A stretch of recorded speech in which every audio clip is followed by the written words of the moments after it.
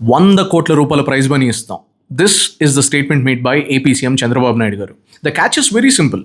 ఆంధ్రప్రదేశ్ అనే రాష్ట్రం నుంచి మీరు ఒక నోబెల్ ప్రైజ్ గెలుచుకోవాలంతే, మీకు 100 కోట్లు ఇచ్చేస్తారు. Now this is not the first time CBN garu has made a statement like this. 2017-2018 ఆ ప్రాంతంలో తిరుపతిలో ఆల్ ఇండియా సైన్స్ కాంగ్రెస్ అని చెప్పేసి ఒక ఈవెంట్ జరిగింది, సంథింగ్ లైక్ దాట్. అక్కడ ఫర్ ద ఫస్ట్ టైం ఈ 100 కోట్ల అనౌన్స్మెంట్ చేశారు. Now that become a viral news back in the day.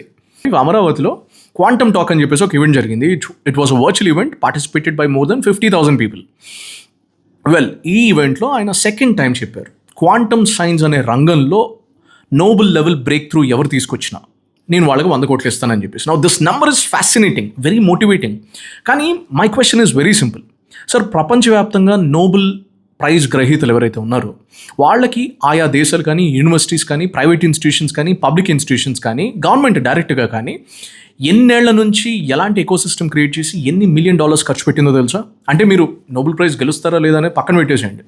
We nurtured you or they nurtured them for 10s of years, 20 years, $millions. అలాంటి పరిస్థితులు భారతదేశంలో కానీ అమరావతిలో కానీ ఉన్నాయా?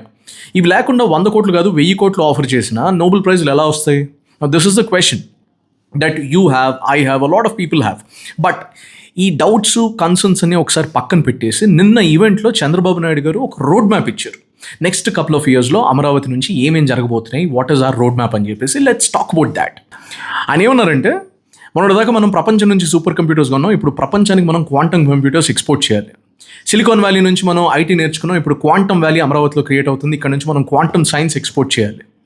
ఇంకా స్పెసిఫిక్గా చెప్పాలి అంటే రానున్న 2 ఏళ్లలో అమరావతిలో 1,00,000 మంది ట్రైన్డ్ క్వాంటమ్ ప్రొఫెషనల్స్ని మనం తయారు చేయాలి అని చెప్పేసి. అంతేకాదు, the most audacious, ambitious statement given by Chandrababu Naidu garu నిన్న, దట్ ఇస్ మనం అమరావతి నుంచి 2027 కల్లా క్వాంటమ్ కంప్యూటర్స్ తయారు చేయాలి, ప్రొడక్షన్ స్టార్ట్ అవ్వాలి అని చెప్పేసి. నౌ ఇన్నిసార్లు నేను క్వాంటమ్ అన్నాను కాబట్టి let me also tell you simple పరిభాషలో క్వాంటమ్ అంటే ఏంటి.